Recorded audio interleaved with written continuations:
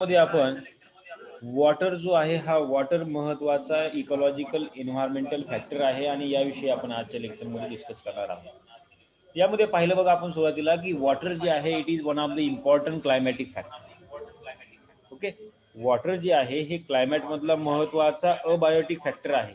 कारण का, सर्व काही ज्या काही व्हिटल प्रोसेसेस ज्या आहेत बायोटिक फॅक्टर्स मधल्या किंवा जे काही लिव्हिंग ऑर्गॅनिझम आहेत, मग यामध्ये प्लांट आले, ॲनिमल आले, इन्सेक्ट आले, मायक्रोब्स आले, राईट. या सर्व या लिव्हिंग ऑर्गॅनिझम मध्ये घडणाऱ्या ज्या काही मेटाबॉलिक प्रोसेसेस आहेत त्यामध्ये आपल्याला महत्त्वाचा रोल या वॉटरचा असलेला आपल्याला पाहायला.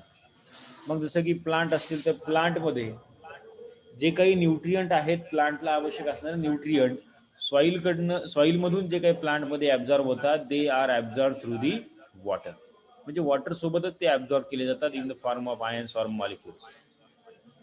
Even all the vital processes are also carried out by in presence of water, like photosynthesis असेल, respiration असेल, ion exchange mechanism असेल, nutrient exchange mechanism असेल, सेल टू सेल ट्रान्सफर असेल, किंवा सगळ्या गोष्टी ज्या आहेत या ठिकाणी वॉटर त्या ठिकाणी महत्त्वाचं असलेलं आपल्याला पाहायला मिळतं, राईट.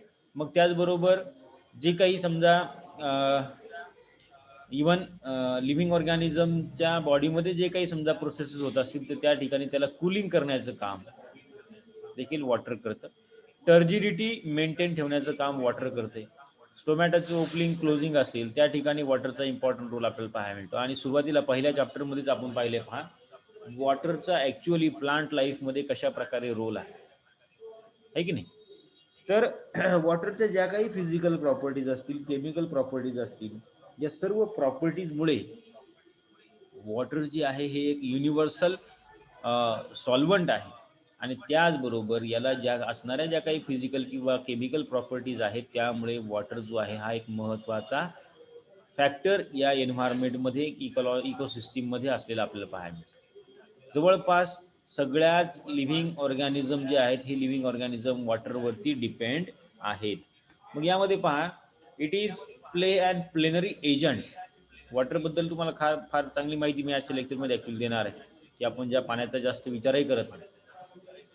पृथ्वीवरती जर बघितलं आपण तर जवळपास 70 ते 72% जो काही भाग आहे हा पाण्यानं व्यापलेला आहे की नाही. म्हणजेच बघा त्याच्यामध्ये जवळपास बघितलं तर 70% जो काही पृथ्वीचा जो काही सरफेस आहे त्यावरती ओशियन वॉटर आहे, म्हणजे महासागराचं पाणी आहे. आणि उरलेल्या फक्त 20 ते 18% एरियावरती लँड सरफेस असलेला आपल्याला पाहायला मिळतो. त्या लँड सरफेसवरती आपण राहतो.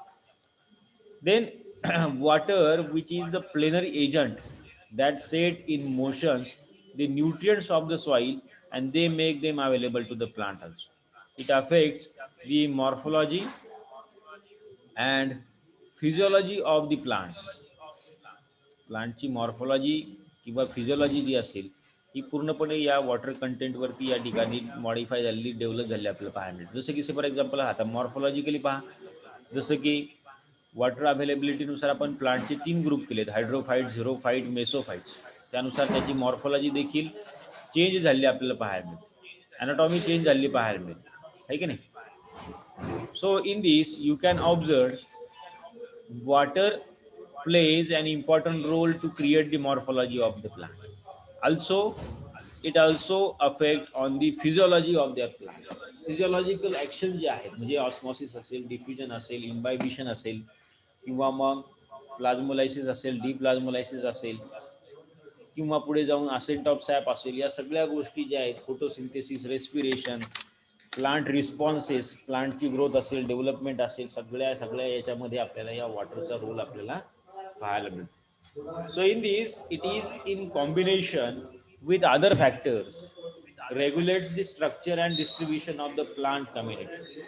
मग वॉटर जे आहे ते इतर बाकीच्या सोबत कंबाईन होतं आणि प्लांटमध्ये किंवा प्लांट कम्युनिटीजमध्ये जे काही स्ट्रक्चरल किंवा डिस्ट्रीब्युशनल जे काही फॅक्टर्स आहेत याला रेग्युलेट करायचं काम आपल्याला या ठिकाणी आपल्याला पाहायला मिळतं. म्हणजे पहा, ब्रायोफाईट्स असतील, अल्गी असेल, टेरिडोफाईट असेल, फंजाय असेल, या सगळ्या काही गोष्टींमध्ये सुरुवातीला रिप्रोडक्शनसाठी म्हणा किंवा त्याच्या सर्व्हायवलसाठी वॉटरच महत्त्वाचं आहे. वॉटर नसेल तर त्या ठिकाणी ते प्लांट त्या ठिकाणी ग्रो होऊ शकत नाही, डेव्हलप होऊ शकत नाही. So water is very important for the uh, reproduction of that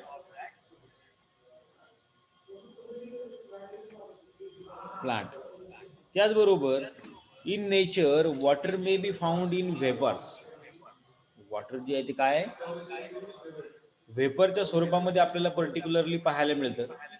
आणि यामध्ये तुम्ही जर पाहिलं तर water may be found in vapours, liquid and snow or ice. It means what it is found in 3 state. Gas स्टेटमध्ये सुद्धा पाहायला मिळते, लिक्विड स्टेटमध्ये देखील पाहायला मिळतं आणि सॉलिड स्टेजमध्ये देखील आपल्याला हे वॉटर जे आहे हे सॉलिड स्टेटमध्ये देखील आपल्याला या एन्व्हायरमेंटमध्ये आपल्याला पाहायला मिळेल. जसं की ज्या ठिकाणी लो टेम्परेचर आहे त्या ठिकाणी वॉटरचं फॉर्मेशन जे आहे ते सॉलिड फॉर्मेशन झालेलं आहे, म्हणजे बर्फ झालेला आहे त्याचा. हा महासागर असेल, समुद्र असेल किंवा आपल्याकडे असणारे जे काही मोठमोठे धरणं असतील, तलाव असेल, यामध्ये वॉटर जे आहे ते लिक्विड फॉर्ममध्ये आहे. ॲटमॉस्फिअरमध्ये जे काही मॉइश्चर आहे हे वॉटर जे आहे ते वॉटर वेपर्स फॉर्ममध्ये आहे, ठीक आहे. त्याचबरोबर सो इन दिस द ॲटमॉस्फिअरमध्ये जे आहे ते water it is in the form of vapours. Then quantity of water retain in the atmosphere depends on temperature and wind.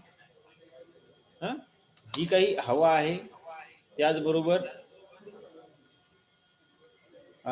या ठिकाणी टेम्परेचर आहे, यावरती ॲटमॉस्फिअरमध्ये असणारं वॉटर जे आहे ती वॉटरची क्वांटिटी या ठिकाणी डिपेंड असते. म्हणजे जसं टेम्परेचर वाढलं, हवेचा फ्लो वाढला, तर एन्व्हायरमेंटमध्ये ॲटमॉस्फिअरमध्ये असणारं जे मॉइश्चर आहे हे कमी होतं, आहे की नाही. उन्हाळ्यामध्ये आपल्याकडं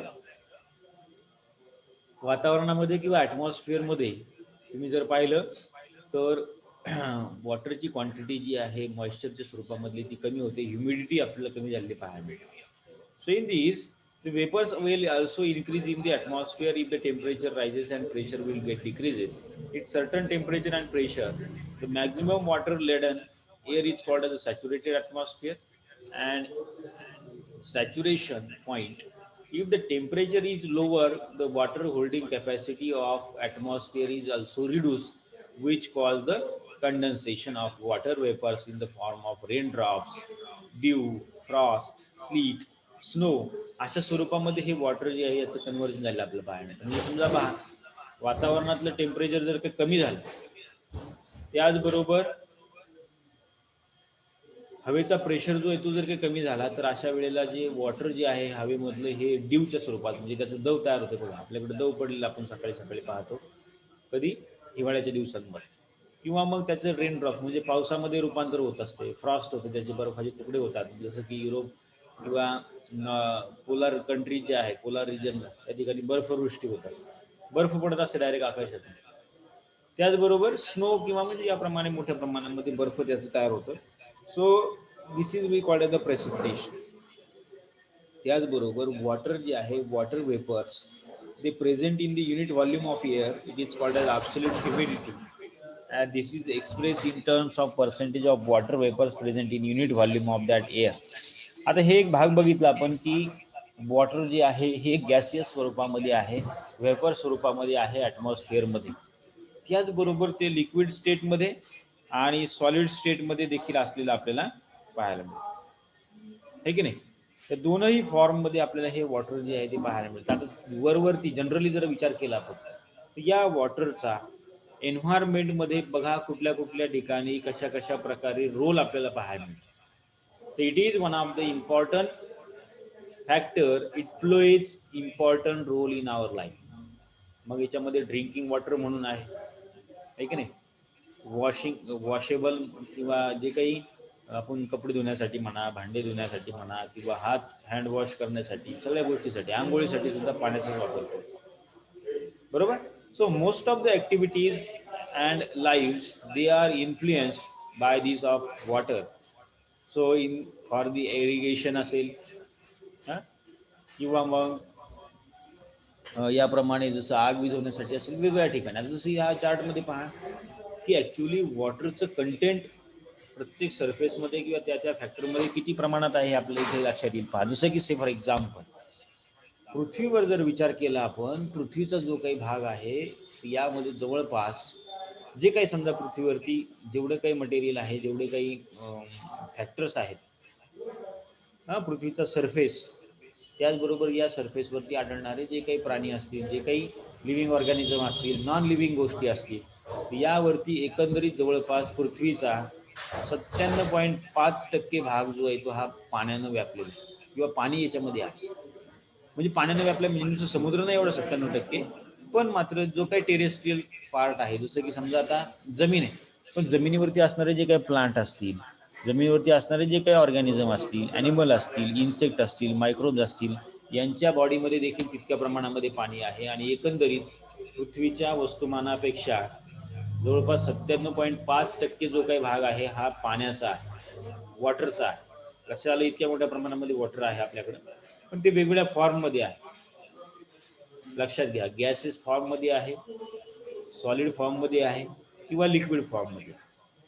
ह्युमन बॉडीचा जर विचार केला तर 60 to 70% ह्युमन बॉडीचा जो काही पार्ट आहे किंवा ह्युमन बॉडीचं जे काही वेट असेल, थोडक्यात हे वॉटरने व्यापलेलं आहे, पाण्याने व्यापलेलं आहे. पाणी तितक्या प्रमाणामध्ये आहे. एखादं प्लांट असेल तर प्लांटमध्ये देखील जवळपास, फॉर एक्झाम्पल ब्रॉकोलीमध्ये जर तुम्ही बघितलं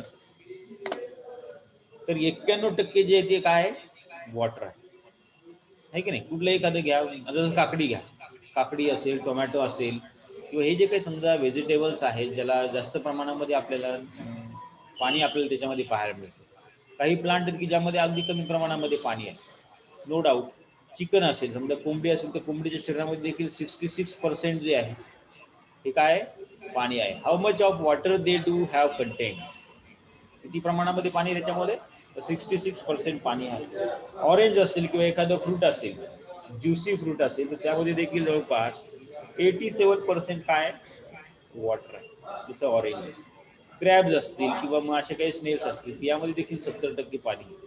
तर अशा प्रमाणामध्ये, इतक्या मोठ्या प्रमाणामध्ये आपल्याला या पृथ्वीवरती प्रत्येक घटकामध्ये, प्रत्येक लिव्हिंग ऑर्गॅनिझम मध्ये वॉटरचं प्रमाण आपल्याला पाहायला. So this water, where the amount of water vapors they require to saturate the same unit volume of air under the constant physical conditions, they are called as a relative humidity. त्याला काय म्हटलं जाते, relative humidity म्हटलं जातं. म्हणजे काय, किती प्रमाणामध्ये वॉटर व्हेपर्स जे आहेत, हे वॉटर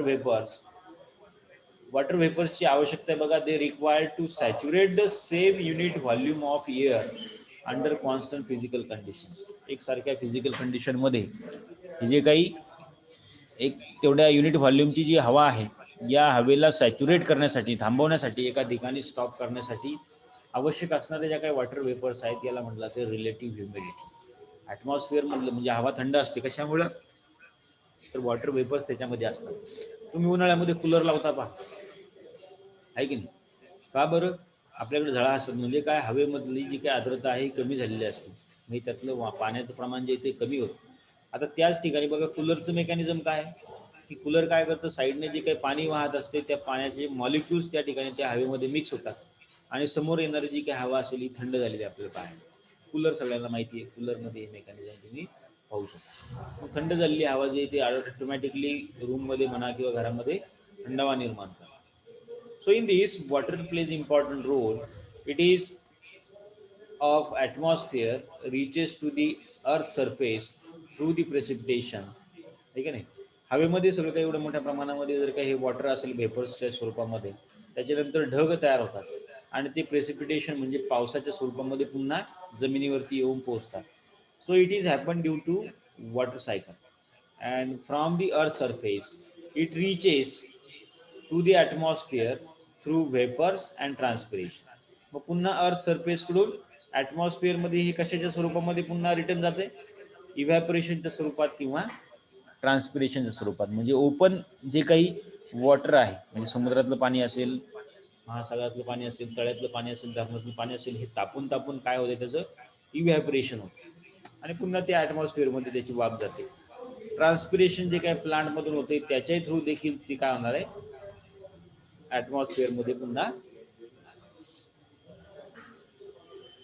रिटर्न जाईल. अशा स्वरूपामध्ये आपल्याला हे पूर्णपणे वॉटर सायकल जे आहे ते रेग्युलेट झालेलं आपल्याला पाहायला. So in this the continuous circulation of water from earth to atmosphere and vice versa, which is maintained in the nature, and this is we call as a water cycle or hydrological cycle. And it has been estimated that about 18,000 cubic miles of water from the ocean, किती 80,000 cubic miles इतकं मोठ्या प्रमाणामध्ये water जे आहे हे समुद्रामधून, त्याचबरोबर 1,500 cubic miles of water from the lake, म्हणजे जे काही धरणं असतील, तळी असतील यामधून, आणि याचबरोबर जो काही ओपन लँड सरफेस आहे, म्हणजे यावरती असणारे प्लांट असतील, बाकीचे ऑर्गॅनिझम असतील, यापासून एवढ्या मोठ्या प्रमाणामध्ये वॉटर जे आहे ते इव्हॅपोरेट होतं वर्षाला, आणि त्यामुळे त्याचं या ठिकाणी इव्हॅपोरेशन होऊन वेपर स्वरूपामध्ये काय होते, त्याचं कन्व्हर्जन झालं आपल्याला बाहेर.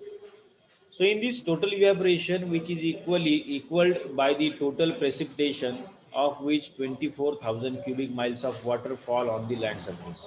मग दरवर्षी साधारणतः 24,000 क्युबिक माइल्स ऑफ वॉटर एवढ्या मोठ्या प्रमाणामध्ये पाऊस या पुन्हा जमिनीवरती पडतो, आहे की नाही. जेवढ्या मोठ्या प्रमाणामध्ये त्याची वाफ होते तितक्या प्रमाणामध्ये काहीशा प्रमाणामध्ये पुन्हा त्याचं पाणी होऊन जमिनीवरती पडतं ते. So in the main source of water for the terrestrial plant which is the rain water. जमिनीवरती, जमीन जेवढी काय आहे पृथ्वीवरती, या पृथ्वीवरती ज्या जमिनीवरती पाण्याचा स्रोत कशामुळे आहे, तो आहे रेन वॉटर. जास्तीत जास्त सोर्स कसा आहे, रेन वॉटर आहे. या रेन वॉटरमधूनच पाणी या ठिकाणी उपलब्ध होईल. जसं की आपल्यासारखा भाग, भारतातला जो काय आता दक्षिणेकडचा भाग म्हणा, फक्त हिमालय पर्वत वगैरे सोडा, ज्या ठिकाणी बर्फ आहे, ते बर्फ वितळून त्या ठिकाणी पाणी निर्माण होऊ शकते, नाही असं नाही. आणि पुन्हा बर्फ त्या ठिकाणी ॲटमॉस्फिअरमध्ये असणाऱ्या या मॉइश्चरचं या ठिकाणी काय होणार आहे, बर्फ तयार होणार आहे. So in this the main source of water for the terrestrial plant which is the rain water. आणि मग यानुसार या प्रेसिपिटेशन इव्हॅपोरेशनचा रेशो जो आहे, यानुसार काही क्लायमेटचे काही क्लासिफाय केलेले काही टाईप्स आपल्याला या ठिकाणी सांगता येतील. बरोबर, जसं arid climate, arid humid climate किंवा ह्युमिड क्लायमेट. एरिड क्लायमेट म्हणजे काय, it is characterise by the conditions in which evaporation is greater than the precipitation.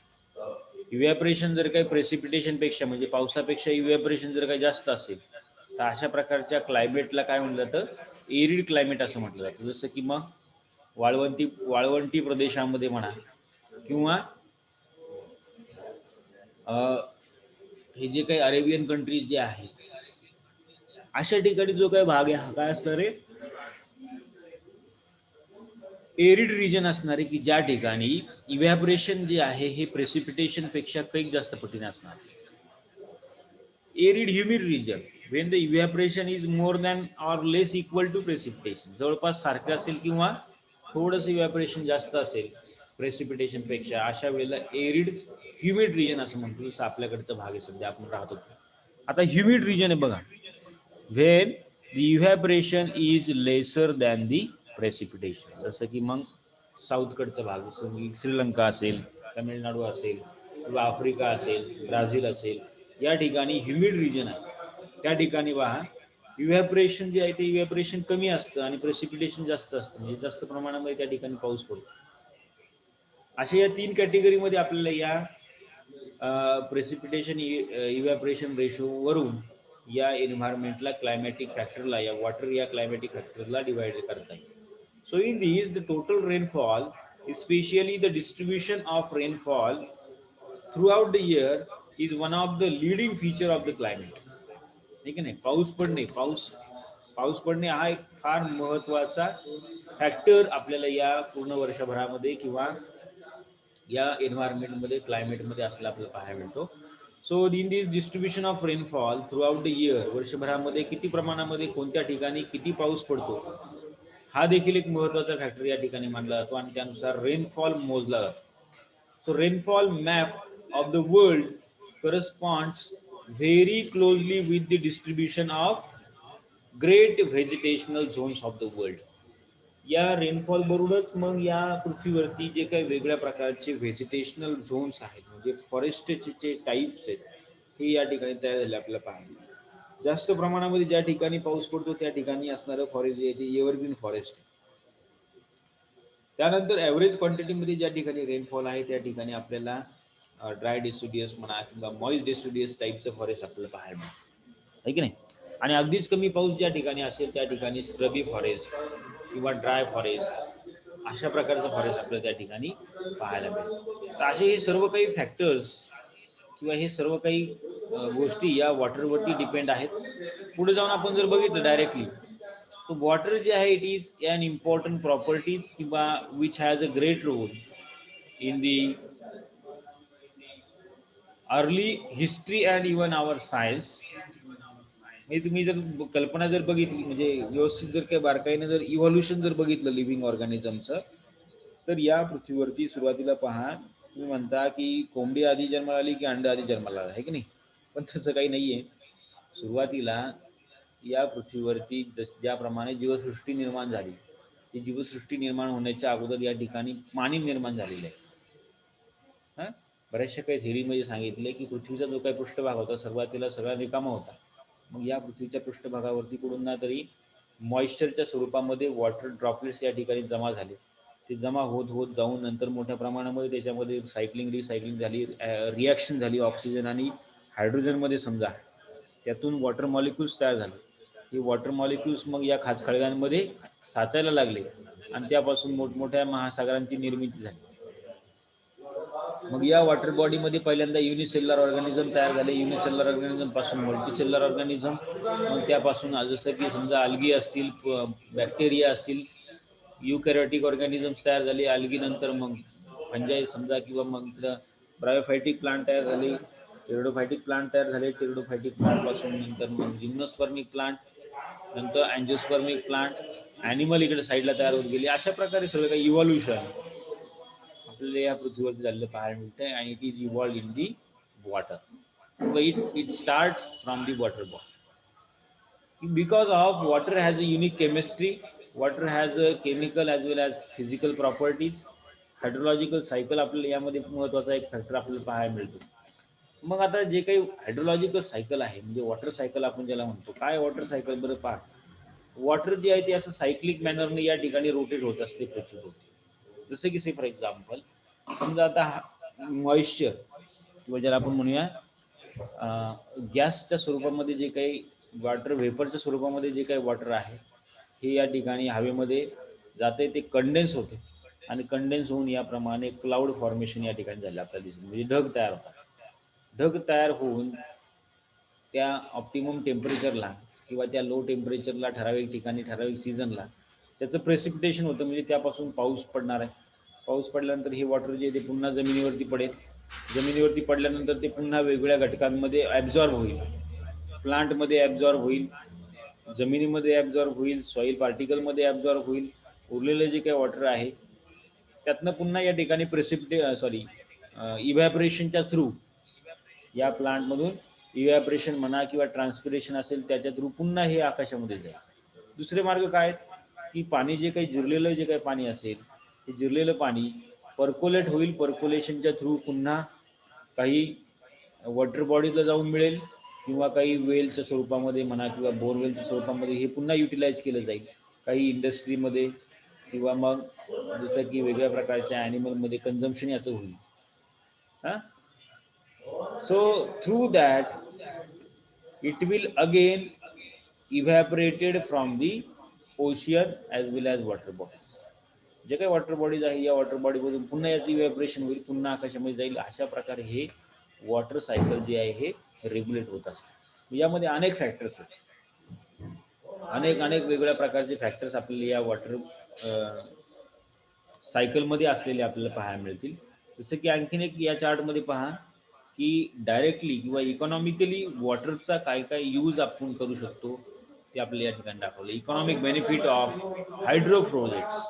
Hydro projects म्हणजे काय, जे काही जमिनीवरती पडणारं पाणी आहे याचा वापर कुठल्या कुठल्या ठिकाणी कशा प्रकारे केला जातो.